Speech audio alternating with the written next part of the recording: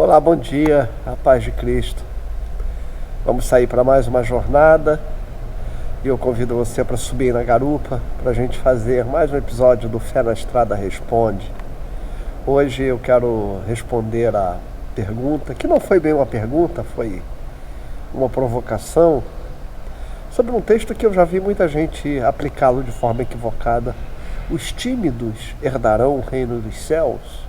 Porque o texto de Apocalipse diz que os tímidos não herdarão o reino dos céus. Vamos então entender o que a palavra está dizendo? Será que você, que é uma pessoa introvertida, quietinha na sua, um pouco mais envergonhada de falar em público, ou tem um pouco mais de dificuldade de se relacionar socialmente, será que você não herdará o reino dos céus? Sobe na garupa, toca a vinheta e fé na estrada. Vamos responder essa pergunta. Paz.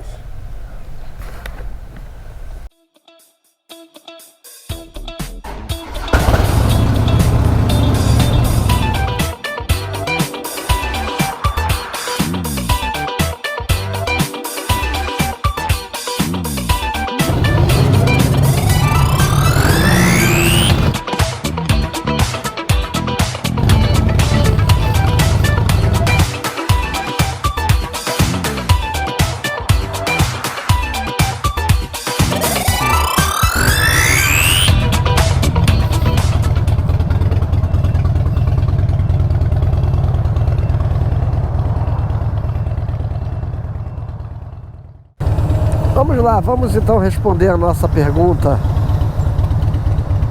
Os tímidos não herdarão o reino dos céus. Apocalipse capítulo 21, versículo 8, se não me engano. Esta palavra tímido, ela aparece traduzida desta forma na versão revista e corrigida. A versão da Bíblia normalmente usada nas igrejas batistas e nas igrejas pentecostais. As igrejas reformadas preferem a tradução revista e atualizada, onde já não aparece nesse texto de Apocalipse a expressão tímido. A tradução na revista e atualizada já é: os covardes não herdarão o reino dos céus. Bom, a palavra tímido aparece pelo menos 3 vezes no Novo Testamento. A mesma palavra que está traduzida como tímido em Apocalipse 21, versículo 8. A palavra do grego deilos, ela deriva de um radical, de uma palavra que significa medo. De modo que traduzir como tímido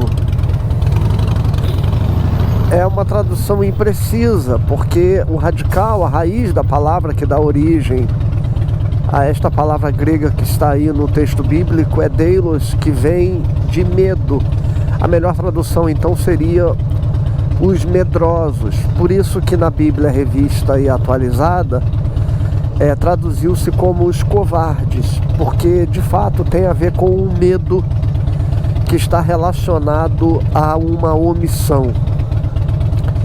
Eu sempre que me perguntam sobre esse texto, eu digo que se eu fosse fazer uma tradução livre e uma exegese direta do grego desse versículo,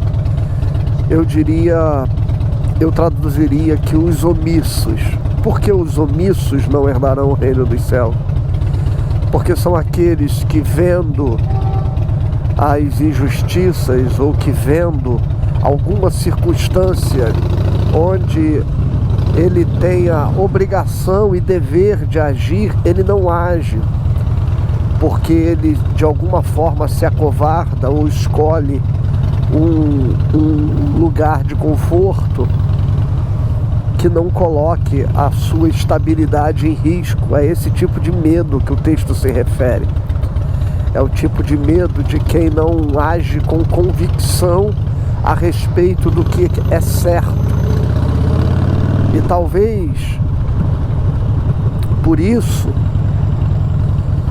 que, se nós observarmos cuidadosamente, tanto no Evangelho de Mateus, se eu não me engano, capítulo 7 ou 8, e no Evangelho de Marcos, onde é que aparece a palavra tímido também, a mesma palavra deilos, do grego, no Novo Testamento, no Evangelho de Mateus e no Evangelho de Marcos.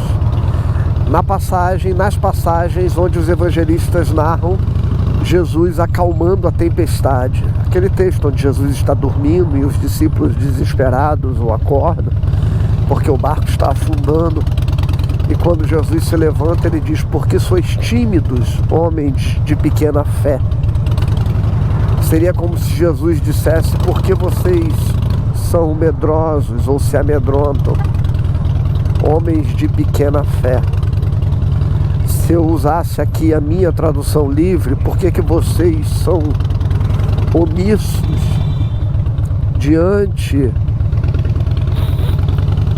da capacidade que vocês têm de enfrentar essas circunstâncias e de confiar e de crer que nós não vamos afundar, que eu estou no barco? Por que vocês são tomados de uma apatia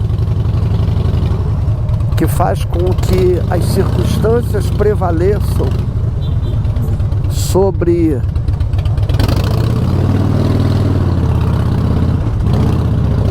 as habilidades de vocês e as capacidades que vocês têm? É curioso que o texto de Mateus e de Marcos, quando os evangelistas dizem: por que sois tímidos, homens de pequena fé?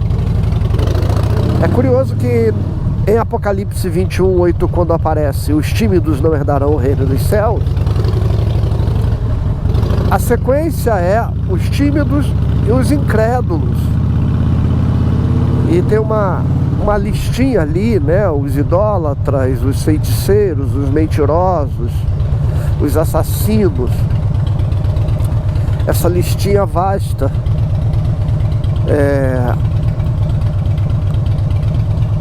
Que na nossa tradução normalmente ela está separada por vírgula, diz os tímidos, também os incrédulos.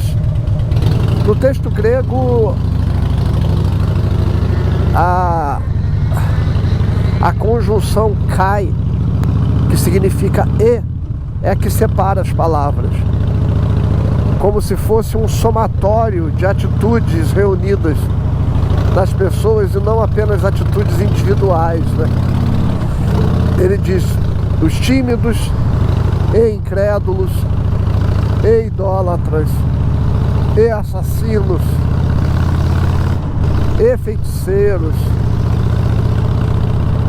como se fossem uma série de comportamentos que se complementam e não apenas uma lista individual,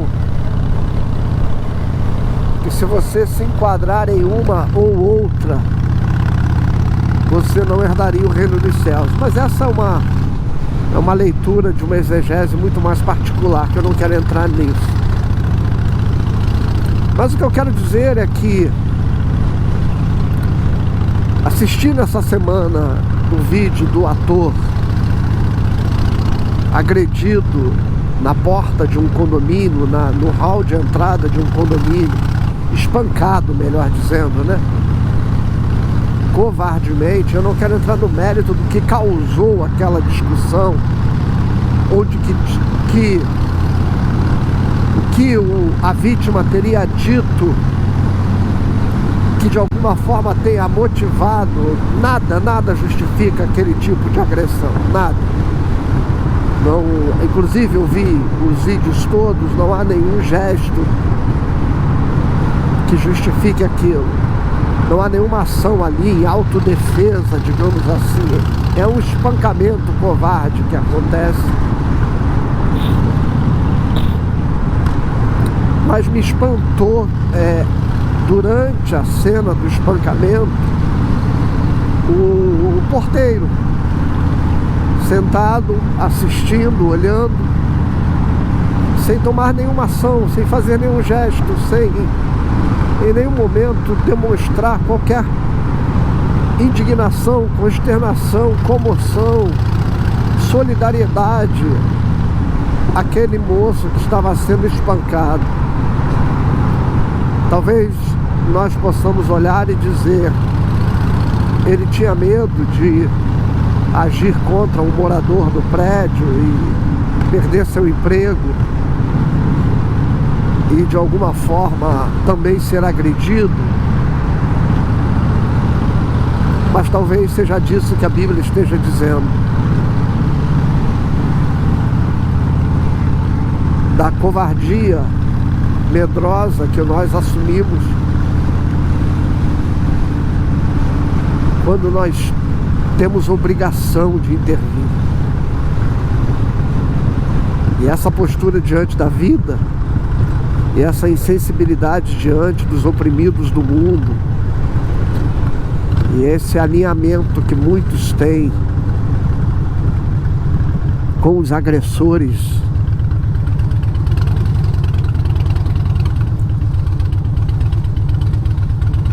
e o alinhamento que nós assumimos muitas vezes de tomar partido de quem oprime, tentando culpabilizar o oprimido, o agredido, aqueles que são violentados pela vida. Essa nossa posição confortável, onde a gente diz: o que eu tenho a ver com isso? Cada um com o seu cada um.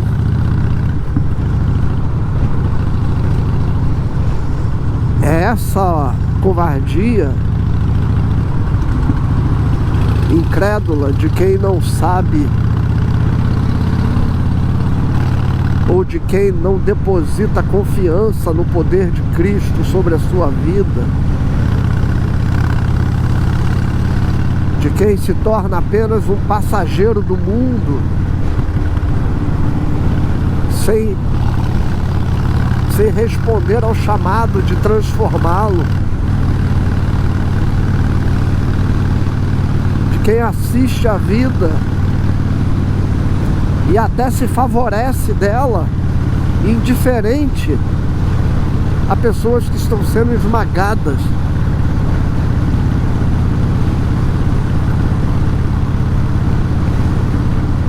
E nós fazemos isso talvez escondidos atrás da justificativa de que não temos força para mudar as coisas, e a gente não se mete para salvar uma pessoa que está sendo agredida, uma mulher que está sendo abusada, violentada, uma pessoa simples que está sendo desrespeitada, um preto que está sofrendo injúria racial, preconceito, racismo, um LGBTQIA+, que está sendo agredido ou mesmo humilhado por alguém. Toda vez que nós assumimos este lugar covarde, e mais, quando nós ajustamos o nosso discurso ao lado dos opressores,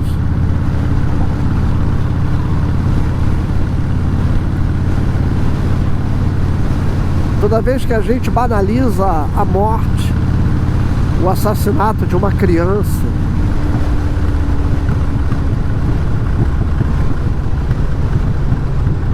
mais uma vez tentando culpabilizar a vítima, toda vez que nós, de forma insensível, dizemos que a mulher estuprada foi estuprada porque estava onde não devia estar ou vestia o que não devia vestir,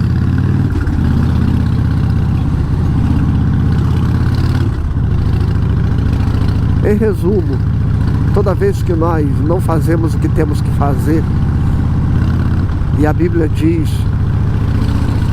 que peca, que que é pecado quando nós deixamos de fazer aquilo que é nosso dever e nossa obrigação. Eu termino dizendo que os religiosos, eles têm nas suas cartilhas comportamentais uma série de coisas que eles dizem que não podem fazer. Crente não pode isso, não pode aquilo. Crente não bebe, crente não fuma, crente não fala palavrão, crente não ouve música do mundo, crente não frequenta tais lugares, crente não assiste tais programas de TV.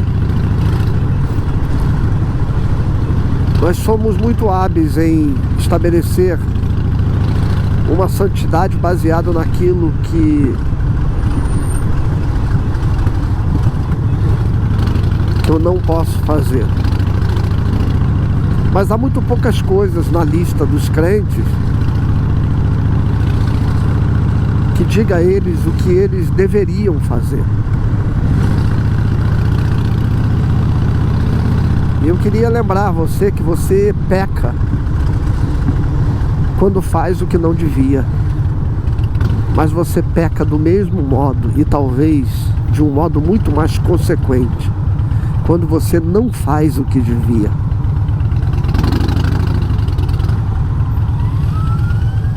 Então, pode ser que a gente se orgulhe de dizer: eu não bato nos meus filhos, mas não abraçá-los ou não dedicar a eles tempo e afeto não é menos ruim ou menos grave do que simplesmente não bater.